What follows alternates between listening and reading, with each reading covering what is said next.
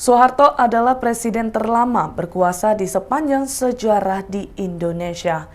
Presiden Soeharto mengundurkan diri sebagai presiden pada 21 Mei 1998 setelah menjabat selama 7 periode atau 32 tahun lamanya.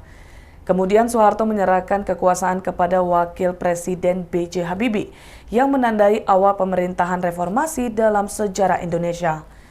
Pengunduran diri Soeharto itu dilakukan setelah muncul desakan agar ia turun dari kursi presiden menyusul krisis moneter yang melanda tanah air, serta demonstrasi besar-besaran dan kerusuhan di berbagai daerah. Lalu bagaimana cerita di balik mundurnya Soeharto dari masa jabatannya? Awalnya masa dari mahasiswa melakukan demonstrasi besar-besaran di gedung DPR MPR pada 18 Mei 1998. Mereka mendesak Presiden Soeharto segera mundur dari jabatannya. Harmoko yang saat itu menjabat pimpinan MPR DPR turut meminta Soeharto segera mengundurkan diri dalam konferensi pers. Pernyataan Harmoko itu pun cukup mengejutkan berbagai pihak, mengingat posisi dan latar belakangnya sebagai salah satu orang dekat Soeharto. Sementara itu Soeharto menerima 4 menteri koordinator atau Menko di kediamannya, Jalan Cendana. Para Menko itu melaporkan terkait kondisi politik saat itu. Dalam kesempatan itu, para Menko berniat untuk menyarankan agar Kabinet Pembangunan 7 yang baru saja dibentuk untuk dibubarkan, bukan di-reshuffle. Hal itu bertujuan agar mereka tidak terpilih lagi dalam Kabinet Reformasi, agar tidak terlalu terlanjur malu dengan apa yang saat itu terjadi. Namun Soeharto mengatakan bahwa urusan kabinet adalah urusannya.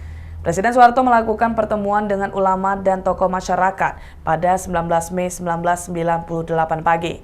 Setelah pertemuan itu, Soeharto pun menyatakan akan mereshuffle kabinet dan membentuk komite reformasi. Tanda-tanda Soeharto akan mundur sebenarnya sudah tampak pada pertemuan tersebut. Namun ada 2 orang yang tidak setuju dengan hal itu karena dianggap tidak menyelesaikan masalah. Kegelisahan Soeharto pun semakin bertambah pada 20 Mei 1998. Saat itu 14 menteri bidang Ekuin sepakat tidak bersedia mendapat peran dalam komite reformasi ataupun kabinet reformasi hasil reshuffle. Awalnya keinginan para menteri bidang Ekuin itu ingin disampaikan secara langsung kepada Soeharto.